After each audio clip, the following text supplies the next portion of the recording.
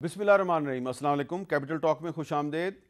वफाकी वज़ीर दाखिला राना सनाउल्लाह साहब ने आज एक तफसीली प्रेस कॉन्फ्रेंस की और उस प्रेस कॉन्फ्रेंस में उन्होंने बहुत से सियासी मामलात के अलावा एक और जो इशू है उसको भी एड्रेस किया। उन्होंने कहा कि कालअदम तहरीक तालिबान पाकिस्तान की तरफ से जो सीज़ फायर ख़त्म किया गया है ये एक बहुत ही ख़तरनाक डेवलपमेंट है। तो ये जो सीज़ फायर ख़त्म किया गया है ये कैसे हुआ था और कैसे ख़त्म हो गया इसके बारे में हमें ज़्यादा पता नहीं है, तो ये हम कोशिश करेंगे राना सनाउल्लाह साहब से समझने की।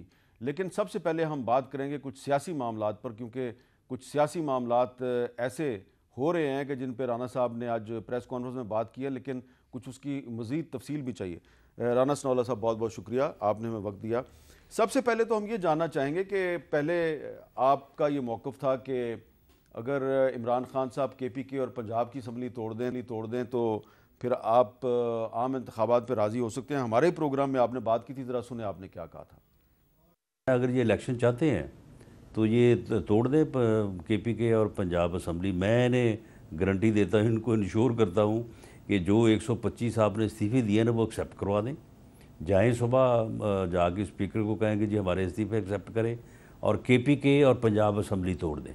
मैं इन्हें कहता हूँ कि there will be no ज़िमनी election. ऐसी सूरत में जनरल इलेक्शन होगा।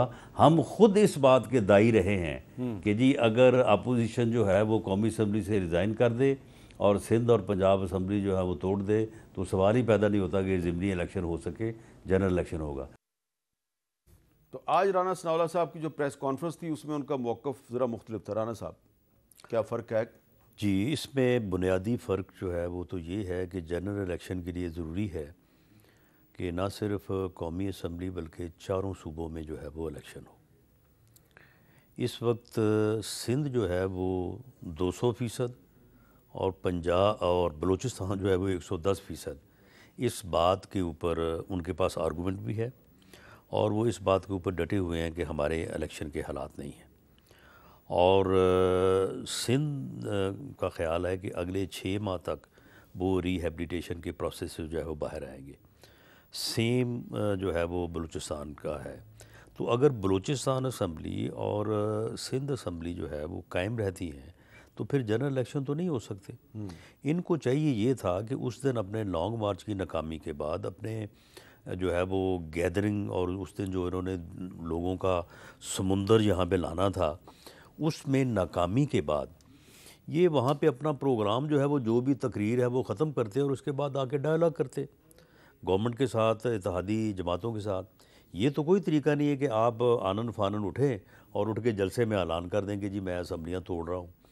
तो अब अगर 2 सूबों की असम्बलियाँ जो है वो इलेक्शन में जाती हैं, 2 की नहीं जाती, तो फिर हमारे लिए फिर ये चॉइस है कि कौमी असम्बली का इलेक्शन जो है वो या उन 2 सूबों के साथ जाए या फिर जो है वो इनके साथ जाए। तो मेरा ख़्याल है कि ज़्यादा इम्कान इस बात का है क्योंकि बलूचिस्तान की तमाम जमातें भी इस वक्त हमारी इत्तेहादी हैं। ख़्वाह वो उनका आपस में वहाँ पे इख्तलाफ है लेकिन हमारे पास इत्तेहाद है और हमारे साथ सब बैठे हैं। और सिंध की जो मेजर पार्टियाँ दोनों MQM भी और पीपल्स पार्टी भी वो भी हमारे इत्तेहादी हैं। तो हम उनकी इस ख्वाहिश को, डिमांड को जो है वो बिल्कुल रद्द करना हमारे लिए मुमकिन नहीं है क्योंकि सिंध और बलूचिस्तान इलेक्शन में नहीं जाना चाहते। लेकिन राना साहब आज़ाद कश्मीर का जो हाल ही में बल्दियाती इलेक्शन हुआ है उसके रिज़ल्ट से तो ये पता लग रहा है कि पीपल्स पार्टी और मुस्लिम लीग नून जो हैं वो मिलकर जो हैं उनकी नशस्तें जो हैं वो PTI से ज़्यादा हैं। तो आज़ाद कश्मीर के इलेक्शन के बाद क्या आपको पंजाब और खैबर पख्तूनख्वा के इलेक्शन नहीं, ये कोई ऐसा मसला नहीं है। हाँ। ये अगर कोई ये सोचता है कि हम इलेक्शन से खौफज़दा हैं तो ये उसकी भूल है। हाँ। पंजाब में मैंने अपनी जमात में भी ये बात की है कि पंजाब में मियाँ नवाज शरीफ साहब तशरीफ़ ले आएँ to lead the election campaign. हम सारे लोग जो है वो कैबिनेट छोड़ के इलेक्शन कैंपेन में जाएं और भरपूर तरीके से पंजाब असम्बली का इलेक्शन लड़ें। मैं गारंटी करता हूँ कि हम इंशाअल्लाह ताला पंजाब में अक्सरियत हासिल करेंगे। और KPK में जो है ये JUIF, पीपल्स पार्टी और PMLN मिल के इलेक्शन लड़ें और जो सूरत हाल इस वक्त है ना इससे 100 दर्जे हालत जो है वो बेहतर होगी। हम सुन रहे थे कि दिसंबर में नवाज शरीफ साहब पाकिस्तान वापस आ जाएंगे, तो वो दिसंबर में वापस आएंगे? دیکھیں جی، دسمبر میں آئے یا جنوری میں آئے، ایک بات طے ہے کہ نیکسٹ الیکشن کمپین جو ہے اس کو لیڈ میاں نواز شریف کریں گے۔ وہ اگر دسمبر میں آنے کی تو دسمبر میں آ جائیں، اگر جنوری میں آنے کی تو جنوری میں آ جائیں گے۔ لیکن ہم اس وقت اسمبلیاں توڑنے کا جو پروسیس ہے اس کا حصہ دار نہیں بننا چاہتے۔ اچھا، اگر یہ توڑ دے گا الیکشن کروا دیں گے، ہم یہ نہیں کہتے کہ الیکشن نہیں کروا اگر توڑ دے گا تو اب الیکشن کروا دیں گے، بالکل کروا دیں گے، پنجاب میں بھی اور کے پی کے میں بھی۔ اچھا، لیکن ہم اس عمل کا حصہ نہیں بننا چاہتے۔ تو یہ جو آپ کے کچھ ساتھی وزراء یہ کہہ رہے ہیں کہ ہم گورنر راج لگا دیں گے، ہم اسمبلی نہیں ٹوٹنے دیں گے، ہم نے پنجاب اسمبلی کے پی ٹی آئی کے کچھ ارکان توڑ لیے ہیں، وہ ہمارے ساتھ رابطے میں ہیں، یہ باتیں غلط ہیں؟ نہیں، ہم اس عمل کا حصہ نہیں بنیں گے جو اسمبلیاں توڑنے کا ہے، اور اگر کوئی آئین اور قانون میں کوئی ہمارے لیے کوئی ممکن ہے کہ ہم اسمبلیوں کو بچا سکیں تو یہ ہمارا فرض ہے، ہمیں بچانا چاہیے، ہم بچائیں۔ لیکن رانا صاحب یہ تو آپ مانیں کہ گورنر راج کا کوئی جو ہے نا، مجھے نہیں لگتا نہیں، کہ میرا نہیں خیال، ہمارے پاس جو قانونی اور آئینی طریقہ کار ہے وہ دی بیسٹ تو یہ ہے کہ گورنر جو ہے وہ اعتماد کے ووٹ کے لیے کہے، اور سیکنڈ یہ ہے کہ عدم اعتماد کی تحریک۔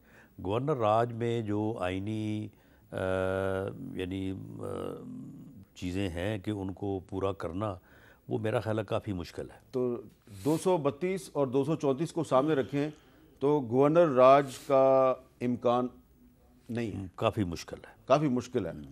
اچھا، اب یہ بتائیں کہ یہ جو کچھ لوگ کہہ رہے ہیں کہ پرویز الہی صاحب جو ہیں وہ مکس اور کنفیوزنگ سگنلز دے رہے ہیں۔ ایک طرف انہوں نے اپنی ایک ایڈوائزر مسرت جمشید چیمہ کو نوٹس دیا ہے کہ تم نے آرمی چیف کے خلاف، باجوہ صاحب کے خلاف تم نے اسٹیٹمنٹ کیوں دی؟ دوسری طرف کہہ رہے ہیں عمران خان کہیں گے تو میں 1 منٹ میں اسمبلی توڑ دوں گا۔ تو پرویز الہی صاحب کس طرف ہیں؟ میرا خیال ہے کہ پرویز الہی صاحب کے پاس کوئی اور پولیٹیکل آپشن ہے نہیں۔ دیکھیں، پنجاب میں جو ہے وہ دیر از نو تھرڈ آپشن، وہاں پہ option P M L N اور پی ٹی آئی ہی ہے۔ پرویز الہی صاحب کے لیے المیہ یہ ہے کہ جو پی ایم ایل این کی لیڈرشپ ہے ان کے ساتھ ان کا جو کرائسس آف کانفیڈنس ہے وہ بہت گہرا ہے، تو اس لیے پرویز الہی صاحب کے پاس پی ٹی آئی کے علاوہ کوئی اور آپشن ہے نہیں۔ اچھا، لیکن وہ کوشش ویسے ضرور کریں گے کہ اسمبلیاں نہ توڑی جائیں، اچھا، کیونکہ اسمبلی توڑنے کا عمل اور الیکشن کے بائیکاٹ کا عمل، یہ ایسے عمل ہیں کہ پاکستان کی 74 سالہ تاریخ میں جس نے یہ کام کیا ہے نا وہ بعد میں پچھتایا ہے۔ اچھا، آپ اس کا نقصان ہوا ہے۔ 29 نومبر کو آپ وہاں تھے، چین آف کمانڈ کی جو سیریمنی تھی، تو وہاں پہ کوئی پرویز الہی صاحب سے ملاقات نہیں ہوئی؟ ہاں، ہوئی ملاقات، تو میں نے پوچھا ان سے، میں نے کہا کہ چوہدری صاحب کی کر رہے ہو؟ تو کہنا بس اللہ دے سپرد۔ اللہ کے سپرد ہے۔ انہوں نے یہ نہیں کہا، میں کہا اسمبلیاں توڑ رہے ہو، کہنا اللہ انہوں پتہ ہے۔ اچھا، اچھا، انہوں نے مجھے یہ نہیں کہا کہ میں توڑ رہا ہوں، انہوں نے کہا یہ اللہ انہوں پتہ ہے، اللہ سے چھڈو۔ اچھا رانا صاحب، اب یہ بتائیں کہ عمران خان صاحب اسلام آباد نہیں آئے، وہ تو بہت دعوے کرتے تھے کہ میں اسلام آباد جاؤں گا تو رانا ثناءاللہ کو چھپنے کی جگہ نہیں ملے گی، لیکن وہ اسلام آباد نہیں آئے اور ایک اعلان کر کے میں اسمبلیاں توڑ دوں گا، استعفے دے دوں گا، واپس چلے گئے۔ ان کے اسلام آباد نہ آنے پہ آپ مطمئن ہیں یا پچھتاوے کا شکار ہیں، یار آ ہی جاتا تو بہتر تھا؟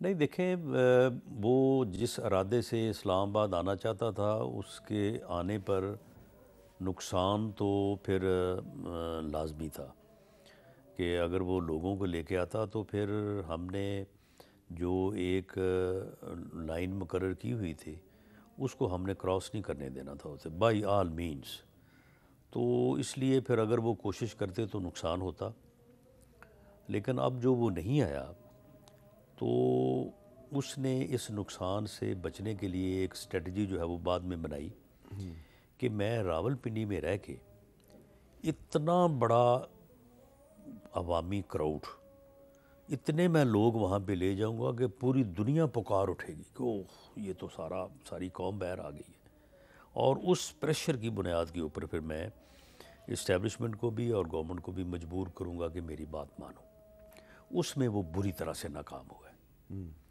اور اتنا مایوس ہوا ہے کہ یہ اعلان جو ہے یہ اس کا فرسٹریشن اور مایوسی اور فوری فیصلہ تھا. اس سے پہلے کبھی انہوں نے یہ بات اپنی میٹنگ میں بھی ڈسکس نہیں کی. لیکن رانا صاحب کہ ہم اسمبلیاں جو ہے وہ توڑ دیں گے. پنجاب میں تو حکومت تھی پی ٹی آئی کی, پھر بھی عمران خان راول پنڈی میں اتنا بڑا کراؤڈ کیوں نہیں اکٹھا کر سکے؟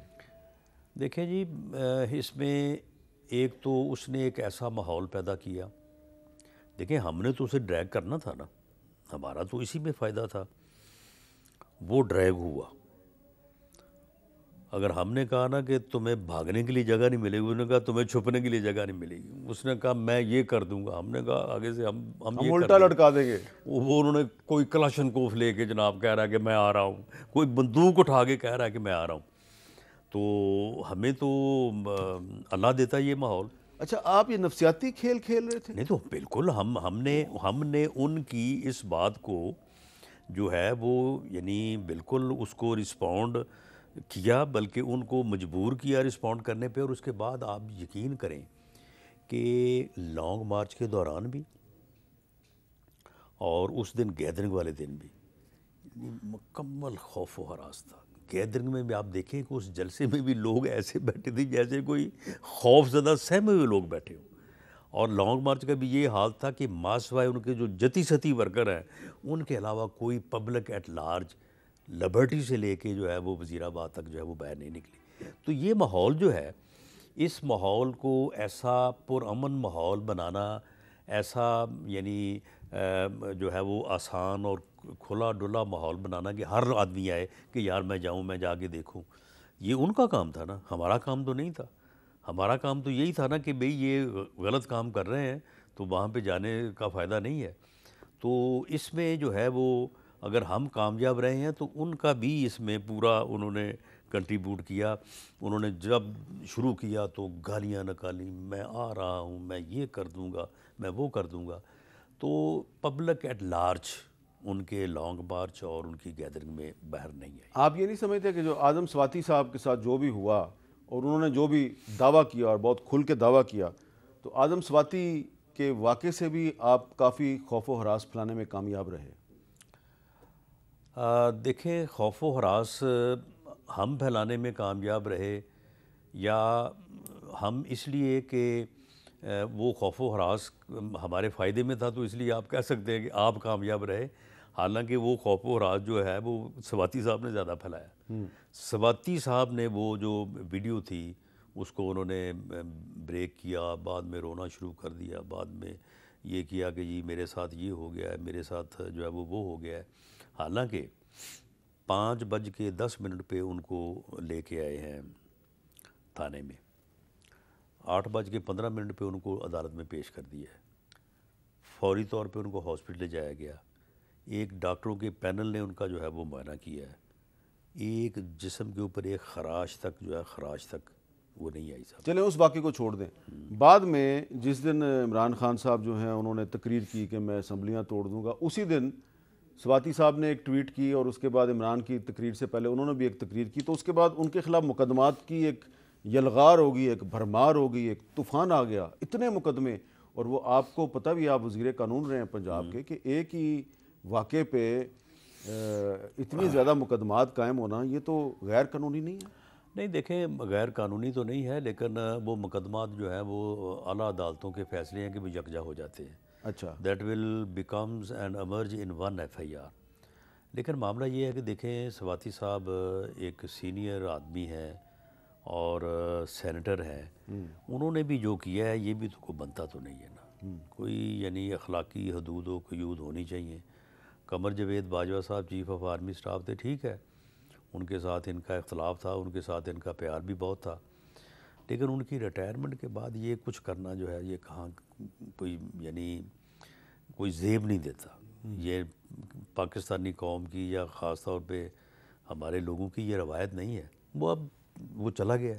تو اب اس کے بعد آپ نے اس حد تک آپ گرے ہیں, اس حد تک نیچے گئے ہیں کہ جس کی انتہا کوئی نہیں.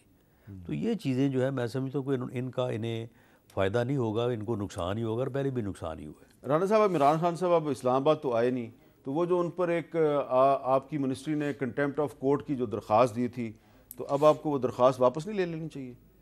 نہیں, ہم نے تو اس کے خلاف کو 29 کے قریب مقدمات درج کیے ہیں, اور اس کا ہر وہ عمل جو غیر قانونی تھا جو لا کی دسترس میں آتا تھا تو اس کا ہم نے پرچہ دیا ہے اسے، اس کے خلاف. تو ان پرچوں کا کیا فائدہ ہوگا؟ جو فائدہ ہو نا ہو، ڈاکومنٹ تو ہے نا، ڈاکومنٹ تو ہوئے تو ہیں آپ چاہتے ہیں وہ ضمانتیں کرواتے رہیں؟ جی تو آپ دیکھا نہیں انہوں نے عدالتوں کا ہر وقت عدالتوں کے چکر میں ہی رہے ہیں وہ. تو جو مقدمہ عمران خان صاحب کے دور میں آپ پر قائم ہوا تھا وہ کدھر پہنچا ہے؟ وہ ابھی ٹرائل میں ہی ہے، تو وہ بالکل فیک اور جھوٹا مقدمہ ہے، اور آن دی فیس آف اٹ وہ غلط ہے. اس کو پروسیکیوشن اگر پرسو کرنا بھی چاہے تو نہیں کر سکتی، لیکن بہرحال میرا مطالبہ ہے پروسیکیوشن سے جو اے این ایف کی ہے کہ بھائی اس کو وڈرا کریں آپ، یہ غلط مقدمہ ہے. تو پچھلے 6-7 مہینے میں تو وہ وڈرا نہیں ہوا. نہیں دیکھیں اس میں جو ہے نا سب سے بڑی بات کہ وہ 15 کلو ہیروئن کی ریکوری ہے. اب ریکوری جب کیس میں ثابت نہیں ہوگی تو وہ 15 کلو پڑے گی. پھر جو ریکوری وٹنس ہیں 3، ایک اسسٹنٹ ڈائریکٹر ہے، 2 انسپیکٹر ہیں، تو وہ غریب تو مارے جائیں گے نا. تو میرا تو ان سے کوئی دشمنی نہیں ہے، میرا ان سے کوئی جھگڑا نہیں ہے. تو میں اپنے آپ کو بچانا بھی چاہتا ہوں، لیکن میں ان کو تو نہیں مروانا چاہتا. تو اس لیے اس میں یہ تو وہ یہ قدغن بتا ہے. دینا کہ انہوں نے کس کے کہنے پہ جھوٹی گواہی دی. یہ پھر بتائیں گے تو وہ نوکری سے جائیں گے. اچھا، تو اس میں شہریار افریدی نہیں انوالو، کوئی اور انوالو ہے؟ نہیں، اس میں عمران خان انوالو ہے. اچھا، بالکل 100%. عمران خان. اس کی وجہ یہ ہے کہ دی دین آئی جی اسلام آباد سب سے پہلے اسے آفر کی گئی، شہزاد اکبر نے آفر کی کہ جی یہ کام کرنا ہے، یہ تھیلا ہے. رانا ثناء اللہ جب فیصل آباد گیا ہوگا اس کے لاج میں رکھیں، جب وہ واپس آئے تو ساتھ ہی جا کے برآمد کر لیں.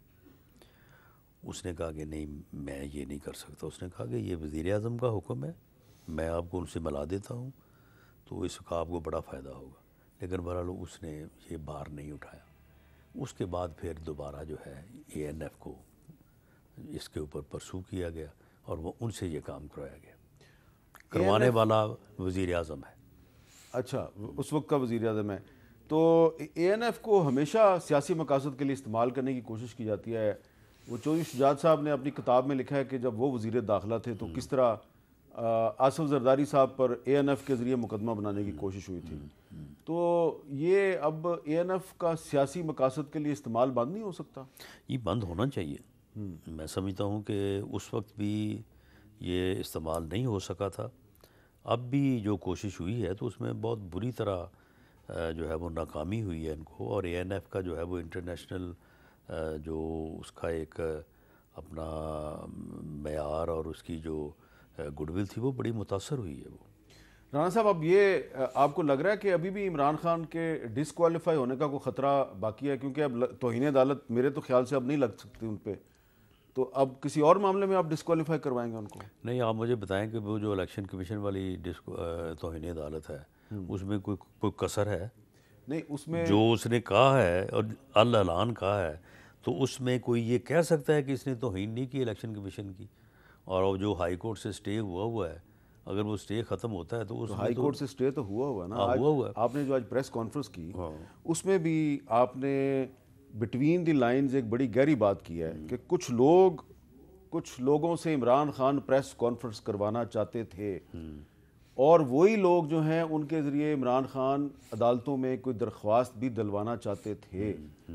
تو یہ جو سٹے مل جاتا ہے اس کو اتنی آسانی سے اور ریلیف مل جاتا ہے اتنی آسانی سے، تو اس کے پیچھے کبھی غور کیا آپ نے؟ ہاں جی، اس کے پیچھے بھی کس کا فیض ہے؟ ہاں، اس کے پیچھے بھی ایک بندہ تھا.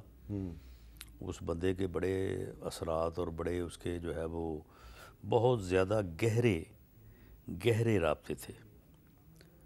سپریم کورٹ میں ایک جج صاحب کی ایلیویشن ہونی تھی پنجاب سے، تو میں ذاتی طور پہ بھی اور ادروائز بھی میں اس کے حق میں نہیں تھا.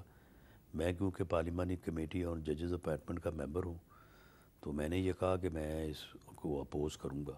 تو آپ یقین کریں کہ اس بندے کی سفارشیں ادھر ادھر سے جو اتنی آئیں کہ بالآخر جو ہے وہ اس بات پہ اکتفا ہوا کہ جی آپ اس بات کو جانے دیں. تو وہ جب تک متحرک رہے ہیں اس وقت تک ان کو کافی ادھر ادھر سے جو ہے وہ امداد ملتی رہی ہے. تو میرا خیال ہے ان کے غیر متحرک ہونے پہ جو ہے اب یہ بھی ٹل جائے گا کام، یہ اسٹے والا بھی۔ تو اگر اسٹے ختم ہوتا ہے تو الیکشن کمیشن کو تو اس نے اتنی گالیاں دی ہیں سر عام کہ وہ تو میں سمجھتا ہوں کہ وہ چاہے بھی تو وہ فیصلہ جو ہے وہ اس کے حق میں نہیں کر سکتا، اسے لازمی اس کو توہین چیف الیکشن کمشنر میں سزا دینی پڑے گی۔ تو چیف الیکشن کمشنر کا سٹیٹس جو ہے وہ ہائی کورٹ کے جج کا ہے، تو ان کی توہین کا مطلب ہے توہین عدالت، تو اس میں آپ کو لگتا ہے کہ یہ عمران خان ڈسکوالیفائی ہو سکتی جی اس میں تو 2+2=4 ہے۔ اچھا، اور باقی جو ہے وہ توشہ خانہ والا جو کیس ہے، اب اس میں بھی کوئی جو وہ چلا گیا ہے نا کرمنل سائٹ پہ، تو اس میں بھی جو ہے وہ سزا کا کیس ہے وہ بھی۔ تو فرض کریں کہ اگر عمران خان صاحب جو ہیں وہ اگلے 2-3 مہینے میں ڈسکوالیفائی ہو جاتے ہیں، پھر تو آپ کو جنرل الیکشن میں جانے میں کوئی پرابلم نہیں ہوگی؟ نہیں، ہمیں ان کے ڈسکوالیفائی نہ ہونے میں بھی کوئی پرابلم نہیں ہے، ہمیں پرابلم صرف یہ ہے کہ میاں نواز شریف صاحب جو ہے نا for the election campaign of PMLN جو ہے نا واپس آ جائیں۔ اچھا، رانا ثناء اللہ صاحب سے ہماری گفتگو جاری ہے، ایک وقفہ لیتے ہیں، وقفے کے بعد دوبارہ ملتے ہیں۔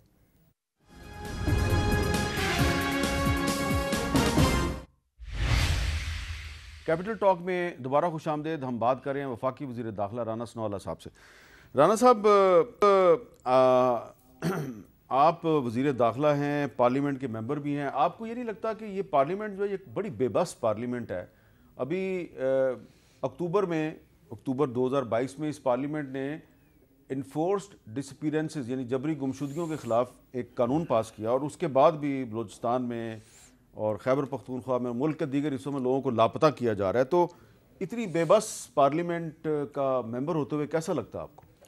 نہیں دیکھیں، بے بس پارلیمنٹ اپنی جگہ پہ، یا پارلیمنٹ کا اس بارے میں کیا رول ہے یا نہیں ہے، لیکن یہ دو بریفنگز ہوئی ہیں، اس میں عسکری قیادت موجود تھی، پارلیمنٹ کے ممبرز موجود تھے، اس میں اس ایشو کے اوپر بھی بات ہوئی ہے۔ تو معاملہ یہ ہے کہ عسکری قیادت نے اس کے ایک سے زیادہ حل سجیسٹ کیے ہیں، اور وہ حل ہیں، ہو سکتا ہے ان کے ذریعے سے، یعنی ماضی میں جو ہوا، جس طرح سے اب ماضی کی غلطیاں تسلیم کی جا رہی ہیں، تو نہ تو اسٹیبلشمنٹ یہ کہہ سکتی ہے کہ ہم سے غلطی کوئی نہیں ہوئی، نہ پارلیمنٹ یا سیاستدان یہ کہہ سکتے ہیں ہم سے غلطی کوئی نہیں ہوئی۔ ان غلطیوں کو تسلیم کرنے کی ایک قیمت ہے، وہ قیمت جو ہے وہ اسٹیبلشمنٹ کو بھی ادا کرنی پڑے گی اور سیاستدانوں کو، سیاسی جماعتوں کو بھی کرنی پڑے گی۔ اب اس میں یہ ہے کہ جب اس میں آگے بڑھنا ہے تو کسی ایک نے تو پھر آگے بڑھ کے بات کرنی ہے نا۔ اب یہ حوصلہ کوئی نہیں کر پا رہا، یعنی مثال کے طور پہ اس کے اوپر اگر لیجسلیشن ہونی ہے کہ جی پچھلی بات کو اس طرح سے ختم کر دیا جائے، آگے سے یہ طریقہ کار بنا لیا جائے۔ Farmer chief of army staff نے یہ کیبنٹ کے اجلاس میں بھی کہا، یہ پارلیمنٹ کے اجلاس میں بھی کہا، اس نے کہا کہ جی دہشت گردی کو روکنے اور اس کے خاتمے کے لیے آپ ہمیں اختیار دیں اریسٹ کرنے کا، اس اریسٹ کرنے کے اختیار کو آپ پارلیمنٹ کے تابع کر دیں، پارلیمنٹ کی ایک اوور سائٹ کمیٹی بنا دیں، ہم جس بندے کو پکڑیں گے اس بندے کو 24 گھنٹوں میں عدالت میں پیش کریں گے، نو کوسچن آف ڈس اپیرنس، اور اس کے بعد آپ ہمیں مہینے بعد پوچھیں، 2 مہینے بعد پوچھیں کہ جی بتائیں آپ نے کیا کیا، ہم بتائیں گے۔ معاملہ یہ ہے کہ جو لوگ بھی اس سے پہلے جو ہے وہ پکڑے گئے ہیں، ان میں سے کسی کے ساتھ بھی ہمارا کوئی ذاتی اناد نہیں تھا۔ ہاں ہو سکتا ہے کہ ہم نے اگر دہشت گردی میں اگر 100 آدمی اریسٹ ہوا ہے یا انکاؤنٹر ہوئے ہیں اس میں 100 آدمی جو ہے وہ ہلاک ہوا ہے، تو ہو سکتا ہے ان میں سے 10 20 25 بے گناہ بھی ہو سکتے ہیں، لیکن معاملہ یہ ہے کہ یہ عمل جو ہے یہ ملک کو درپیش تھا، ریاست کا اس کے بغیر سروائیول نہیں تھا، یہ ہوا، اس میں جو اچھا ہوا اس کو تو ہر کوئی تسلیم کرتا ہے، لیکن جو برا ہوا اس کو ہر کوئی جو ہے وہ اس کے خلاف آواز تو اٹھاتا ہے، اون کوئی نہیں کرتا۔ تو اس کے اوپر ان کا یہ خیال تھا کہ کوئی پارلیمنٹ کو جو ہے وہ آگے بڑھ کے جو ہے وہ قدم اٹھانا چاہیے۔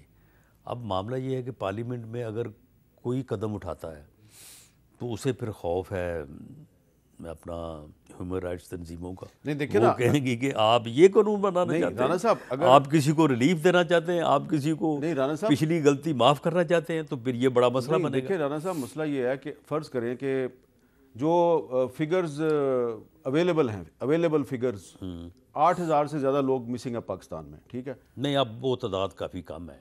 بہرحال میں آپ کو جو انفورسڈ ڈسپیرنسز کا جو کمیشن ہے اس کی بتا رہا ہوں۔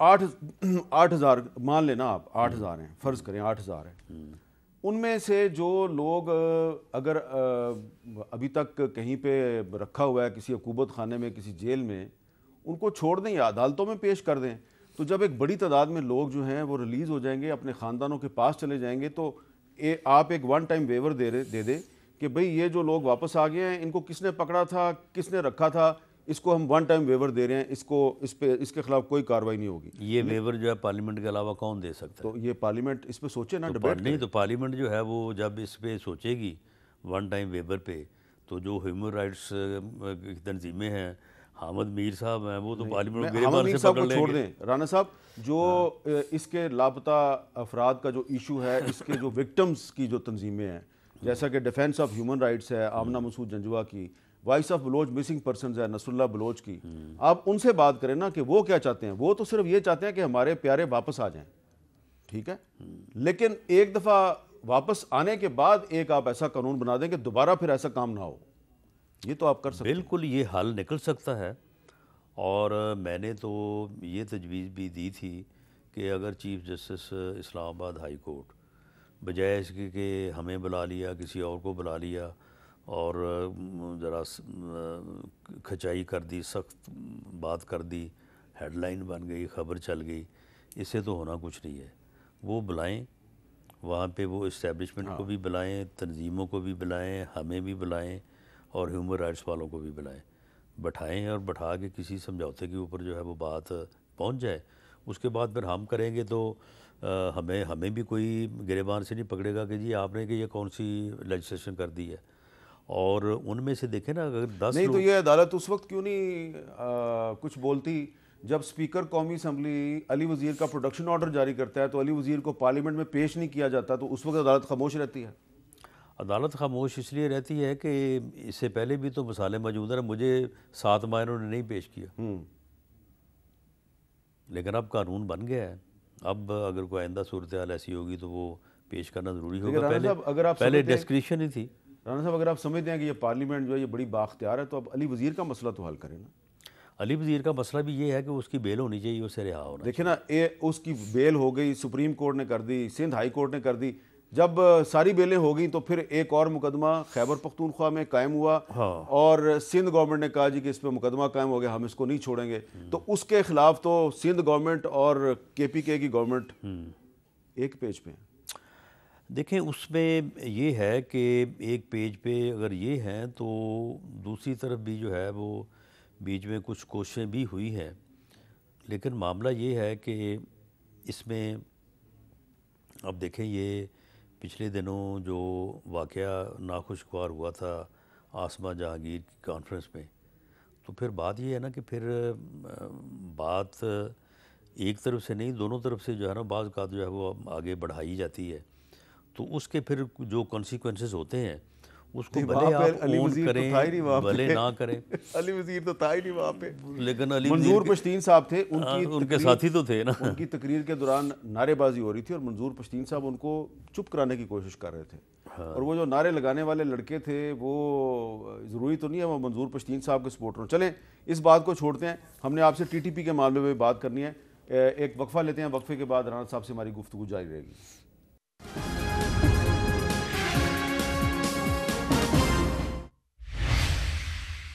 کیپٹل ٹاک میں دوبارہ خوش آمدید۔ رانا ثناءاللہ صاحب، آج آپ نے پریس کانفرنس میں کہا کہ تحریک طالبان پاکستان کی طرف سے جو سیز فائر ختم کیا گیا یہ بڑا خطرناک ہے، اور ہم دیکھ رہے ہیں کوئٹہ میں بم دھماکہ ہوا، اس کی انہوں نے ذمہ داری قبول کی، خیبر پختونخوا کے جو سرحدی علاقے ہیں وہاں پہ حملے ہو رہے ہیں، اس کی ذمہ داری وہ قبول کر رہے ہیں، تو یہ بتائیں گے کہ یہ کچھ آپ کو پتہ چلا ہے کہ یہ ان کے ساتھ سیز فائر کے لیے مذاکرات کس نے شروع کیے تھے اور سیز فائر کیسے ہوا تھا اور کیسے ختم ہوا؟